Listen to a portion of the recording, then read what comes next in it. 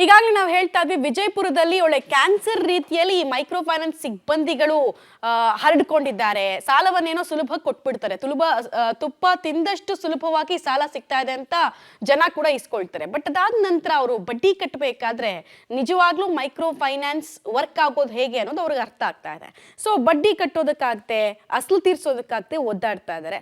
ಇಲ್ಲೂ ನೋಡಿ, ಈ ಕೊಂಚಿ ಕೋರವರ ಓಣಿಯ ಯಲ್ಲವ ಮತ್ತು ಸತ್ಯವ್ವ ಅನ್ನೋರು ಫೈನಾನ್ಸ್ಗಳಲ್ಲಿ 2 ವರ್ಷಗಳ ಹಿಂದೆ 5 ಲಕ್ಷ ಸಾಲವನ್ನು ತಗೊಂಡಿದ್ರಂತೆ. ಆಗಿಂದ ಸರಿಯಾಗಿ ಕಂತು ಕಟ್ಕೊಂಡು ಬಂದಿದ್ದಾರೆ. ಬಟ್ ವ್ಯಾಪಾರ ಇಲ್ಲದೆ ಇರೋದ್ರಿಂದ ಕಳೆದ 2 ತಿಂಗಳಿಂದ ಅವರ ಇನ್ಸ್ಟಾಲ್ಮೆಂಟ್ ಕಟ್ಟಕ್ಕಾಗಿರ್ಲಿಲ್ಲ. ಇಷ್ಟಕ್ಕೆ ಮೈಕ್ರೋ ಫೈನಾನ್ಸ್ ಸಿಬ್ಬಂದಿ ಮನೆ ಬಳಿ ಬಂದು ಧಮಕಿ ಹಾಕ್ತಿದ್ದಾರಂತೆ.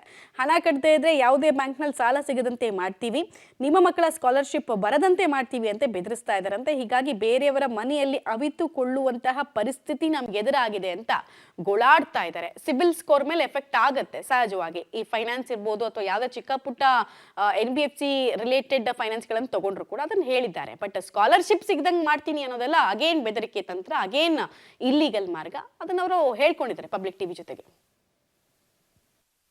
ಮೈಕ್ರೋ ಫೈನಾನ್ಸ್ ಹಾವಳಿ ಏನಿದೆ ಈಗ ಎಲ್ಲ ಜಿಲ್ಲೆಯಲ್ಲೂ ಕೂಡ ರಾಜ್ಯದಲ್ಲಿ ಕಂಡು ಬರ್ತಾ ಇದೆ. ಇದೇ ರೀತಿ ಏನು ಅಂತಂದರೆ ವಿಜಯಪುರದಲ್ಲಿ ಕೂಡ ಏನು ಅಂತಂದರೆ ಅನೇಕ ಜನರು ಇದರಿಂದ ಬಳಲ್ತಾ ಇದ್ದಾರೆ ಅಂತೇಳಿ ಈಗ ಅದರಲ್ಲಿ ಒಬ್ಬರು ಈಗ ಬೆಳಕಿಗೆ ಬಂದಿದೆ ಅಂತ ಹೇಳ್ಬೋದು. ಹಾಗಿದ್ರೆ ನಮ್ಮೊಟ್ಟಿಗೆ ಈಗೇನೋ ಫೈನಾನ್ಸಿಂದ ಕಾಟಕ್ಕೆ ಕಿರುಕುಳಕ್ಕೆ ಒಳಗಾದವರು ನಮ್ಮೊಟ್ಟಿಗೆ ಇದ್ದಾರೆ. ಯಾವ ರೀತಿ ಕಿರುಕುಳ ಕೊಡ್ತಾ ಇದ್ದಾರೆ, ಏನೆಲ್ಲ ತೊಂದರೆ ಆಗ್ತಾ ಇದೆ, ಎಷ್ಟು ಸಾಲ ಮಾಡಿದ್ರಿ, ಎಲ್ಲಿ ಸಾಲ ಮಾಡಿದ್ರಿ, ನಿಮ್ಗೆ ಯಾವ ರೀತಿ ಕಿರುಕುಳ ಕೊಡ್ಲಿಕ್ಕೆ ಅವರು? ಅದೇ ಸರ್, ನೀವು ತುಂಬ ಅಂತೇಳಿ ತರಿಸ್ಕೊಡ್ತಾರೆ ಸರ್. ತುಂಬಲಿಕ್ಕೆ ಅಂದ್ರೆ ಎಲ್ಲೊಂದು ಕಟ್ಟಬೇಕು ಆಗ್ತೀನಿ, ನಿಮ್ದು ಆಧಾರ್ ಕಾರ್ಡ್ ಎಲ್ಲ ಬಂದ್ ಮಾಡಿಸ್ತೀನಿ ಅಂತ ಹೇಳ್ತಾರೆ ಸರ್. ನಾವು 4-5 ಮಂದಿ ತೊಗೊಂಡಿರಿ ಸರ್. ನಮ್ದು ಬರಲಿಕ್ಕಿದ್ರೆ ಅವ್ರದ್ದು ಮನೆಗೆ ಹೋಗ್ತಾರೆ, ಅವ್ರು ಕರ್ಕೊಂಡು ಅವ್ರದ್ದು ಆಧಾರ್ ಕಾರ್ಡ್ ಎಲ್ಲ ಬಂದ್ ಮಾಡಿಸ್ತೀನಿ ಅಂತ ಹೇಳ್ತಾರೆ ಸರ್. ಅವ್ರ ಹೆಣ್ಮಕ್ಳು ಬಂದು ನಮ್ಗೆ ತರ್ಸರ್ ಕೊಡ್ಲಾಕತ್ತಾರೆ. ನಮ್ಮ ತುಂಬ ಅಂತೇಳಿ ಸರ್. ಇಷ್ಟೇ ರೀ ಸರ್. ಮತ್ತು ರಾತ್ರಿ ತನಕ ಹೋಗಲ್ರಿ ಸರ್, ಕೂತು ಬಿಡ್ತಾರೆ. ಮನೆ ಮುಂದೆ ಕೂತು ಬಿಡ್ತಾರೆ. ಎಲ್ಲೆಂದು ತಂದು ಕಟ್ಟ್ರಿ ಅಂತ ಹೇಳ್ತಾರೆ. ಮತ್ತು ನಮ್ಮ ಹುಡುಗರಿಗೆ ನಿಮ್ಮ ಅಮ್ಮೇರ್ ತರಕ್ಕೆ ನೀವು ತೊಗೊಂಡು ಬರ್ರಿ ರೊಕ್ಕ ಅಂತ ಹೇಳ್ತಾರೆ. ನಮ್ಮ ಹುಡುಗರು ನಿಮ್ಮ ಅಮ್ಮೇರ್ಲಿಕ್ಕೆ ನೀವು ಎಲ್ಲೆಂದು ತಂದು ಆಜು ಬಾಜು ಇದ್ದವ್ರಿಗೆ ಕೇಳಿ ತಂದು ತುಂಬ ಅಂತ ಹೇಳ್ತಾರೆ ಹುಡುಗರಿಗೆ. ಹ್ಞೂ ರೀ ಸರ್. ಎಷ್ಟು ಸಾಲ ಮಾಡ್ರಿ ನೀವು? ಏಟಲ್ರಿ ಸರ್, ಒಂದು 3 ರೂಪಾಯಿ 3 ಒಂದು 2,100 ಐತ್ರಿ ಸರ್. ಒಂದು 2,400 ಅದ ರೀ. ಒಂದು 2,700 ಅದ ರೀ ಸರ್. ತಿಂಗಳದ 3 ಅದಾವ ರೀ. ಇದು ವಾರದ ರೀ ಸೋಮವಾರದ 3 ಸಾವಿರ ರೀ. 7 ಸಾವಿರ ತನಕ ಆತದ್ರಿ ಸರ್. ಆಯ್ತು ರೀ. ಇಷ್ಟು ಸಾಲ ಐತ್ರಿ ಇದೇ ಒಂದು 2 ತಿಂಗಳು ಐತ್ರಿ. ಭಾಳ ಕಷ್ಟ ಆಗೈತ್ರಿ ಸರ್. ವ್ಯಾಪಾರ ಎಲ್ಲ ಏನು ನೋಡ್ರಿ ಸರ್. ಹ್ಞೂ ರೀ. ಇಲ್ರಿ ಸರ್, ವ್ಯಾಪಾರ ಇಲ್ಲ ಏನ್ರಿ. ನಮ್ಗೆ ಆರಾಮ ಇರ್ತಾರೆ, ನಿಮ್ಗೆ ಆರಾಮಕ್ಕೆ ನಾವೇನು ಮಾಡೋನು ಕಟ್ಟ ಅಂತ ಹೇಳ್ತಾರೆ ಸರ್.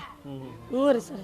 ಈಗ ನಿಮ್ಗೆ ಏನಾರ ಬೈ ಚಾನ್ಸಿಗೆ ಇಲ್ಲ ನಮಗೆ ಕಟ್ಲಿಕ್ಕೆ ಆಗಲ್ಲ, 2 ತಿಂಗಳ ತೊಂದರೆ ಆಗೈತೆ ಅಂತಂದ್ರೆ ಈಗ ಯಾವ ರೀತಿ ನಿಮ್ಗೆ ಬಂದು ಕಾಟ ಕೊಡ್ಲತ್ತಾರೆ?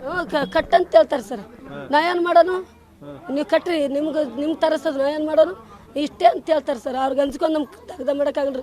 ಆ ಕಡೆ ಹೋಗ್ಬಿಡ್ತೀರಿ ಸರ್. ಹ್ಞೂ ರೀ. ಇಲ್ರಿ, ಆ ಕಡೆ ಹೋಗಿ ಕೂತು ಬಿಡ್ತೀರಿ ಸರ್. ಹಿಂಗೆ ಇಷ್ಟೇ ರೀ ಸರ್. ಈಗ ಕಟ್ಲಿಲ್ಲ ಅಂದ್ರೆ ಏನು ಮಾಡ್ತೀನಿ ಅಂತಾರೆ? ಕಟ್ಲಿಕ್ಕೆ ನಿಮ್ಮ ಆಧಾರ್ ಕಾರ್ಡ ಎಲ್ಲ ಬಂದ್ ಮಾಡಿಸ್ತೀನಿ, ಅವ್ರದ್ದು ಬಂದ್ ಮಾಡಿಸ್ತೀನಿ ಅಂತ ಹೇಳ್ತಾರೆ ಸರ್. ಹ್ಞೂ ರೀ. ಅಂಜಿಕೆ ತೋರಿಸ್ತಾರೆ. ಈ ರೀತಿ ಏನು ಅಂತಂದರೆ ಎಲ್ಲವೂ ಅವ್ರಿಗೆ ಯಾವ ರೀತಿ ಕಿರುಕುಳ ಕೊಡ್ತಾ ಇದ್ದಾರೆ. ಈ ಮೈಕ್ರೋ ಫೈನಾನ್ಸ್ನಿಂದ ಬರ್ತಾರೆ.